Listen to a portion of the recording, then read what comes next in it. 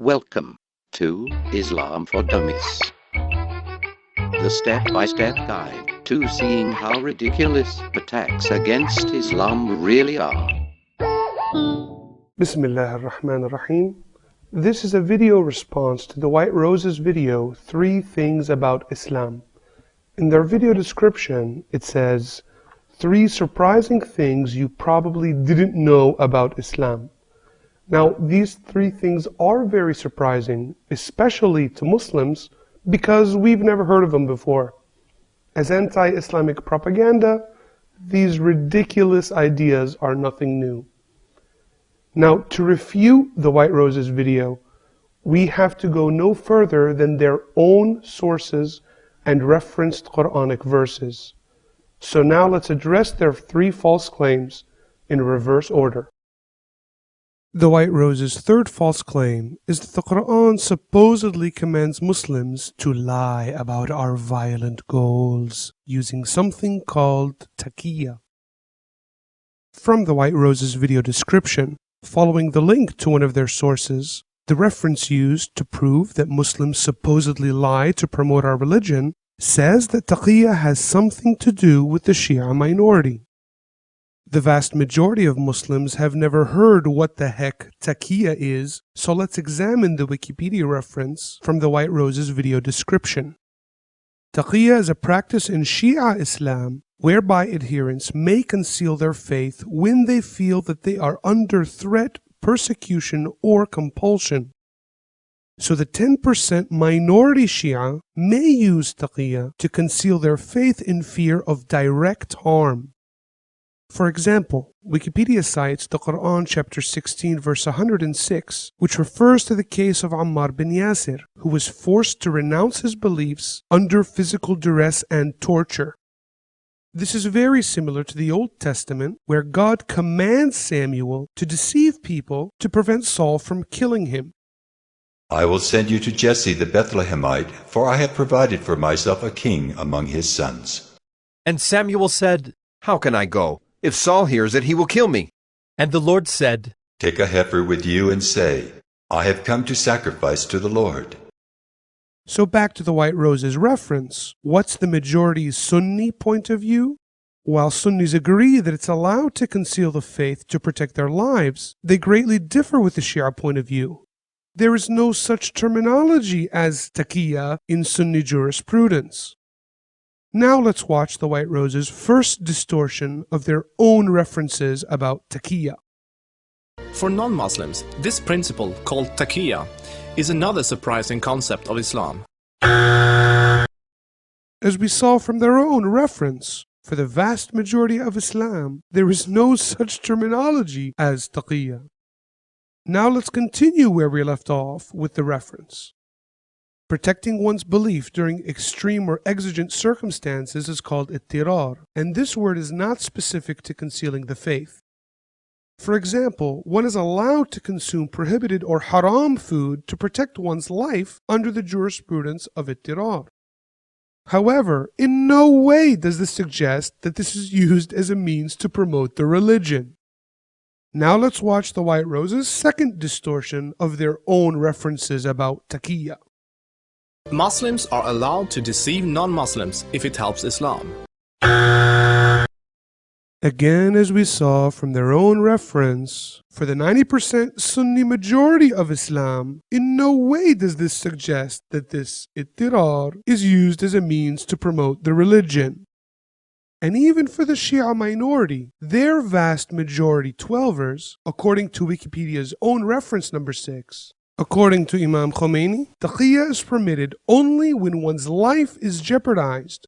But when Islam is in danger, it's not permitted even if it leads to one's death. Now let's watch the White Roses' third distortion of their own references about taqiyya. While most other religions speak highly of truthfulness, the Quran instructs Muslims to lie to non-Muslims about their beliefs and their political ambitions to protect and spread Islam. And again, according to the White Roses' own references, the Sunni majority and the majority of Shia completely reject the concept of hiding our beliefs to promote our religion. But where have we seen this idea before? Now I remember. The white roses are confusing the Quran with what Paul said in the New Testament. To the Jews, I became as a Jew in order to win Jews. To those under the law, I became as one under the law, though not being myself under the law, that I might win those under the law. To those outside the law, I became as one outside the law, that I might win those outside the law. To the weak, I became weak, that I might win the weak. I have become all things to all people, that by all means I might save some. Now that we know that this idea to do and say anything to anyone to spread a religion comes from Paul and not from the Quran, let's go back to the White Roses video. Islam as a religion of peace. Muslim organizations worldwide often declare that Islam is a religion of peace. But what does that really mean?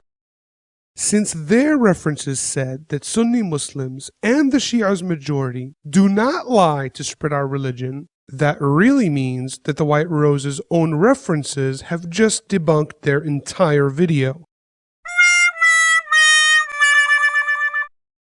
It's ironic that the White Roses slander Muslims of lying to promote our ideology by lying to promote their ideology. The White Roses' second false claim is that the Quran supposedly commands Muslims to replace all governments with Sharia law.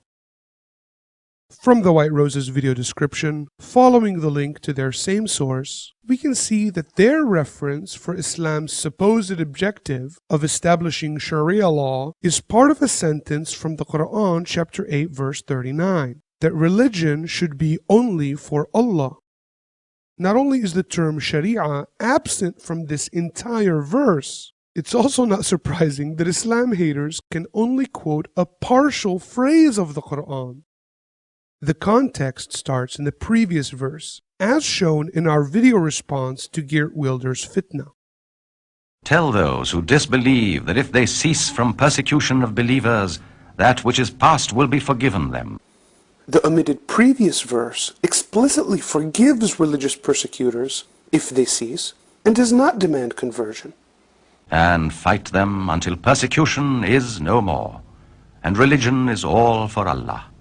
That if they cease, then lo, Allah is seer of what they do. This verse calls to fight only to end persecution and oppression. The expression, religion is all for Allah, means choosing Islam should be entirely for the sake of Allah and not by force, especially viewing that the omitted end of the verse repeats again, if they cease, which proves the objective is to end persecution. As a result, quite the opposite of oppressing people to accept Islam, this verse commands to fight, if needed, to liberate people from religious persecution or oppression. Allah, Allah, Allah. So let's see the White Roses distort this verse to the opposite meaning. It is the duty of every Muslim to keep striving until all governments have been converted to Sharia law. So not only does the White Roses referenced verse have absolutely nothing to do with Sharia, but it even offers persecutors forgiveness if they cease trying to force their religion on Muslims. The White Roses haven't merely taken the verse out of context, they've distorted the meaning to the exact opposite of what the verse says. And the fear-mongering about Sharia from the White Roses is that non-Muslims would be forced to adhere to Islamic law. But that is a direct contradiction to what the Quran says. Let the people of the gospel judge by that which God has revealed therein. Reverence for the original Torah and gospel is apparent throughout the Quran. But this idea of rejecting all other religious laws is very familiar. Where have we seen it before? Now I remember. The White Roses are confusing the Quran with what Paul said. But even if we or an angel from heaven should preach to you a gospel contrary to the one we preach to you, let him be accursed.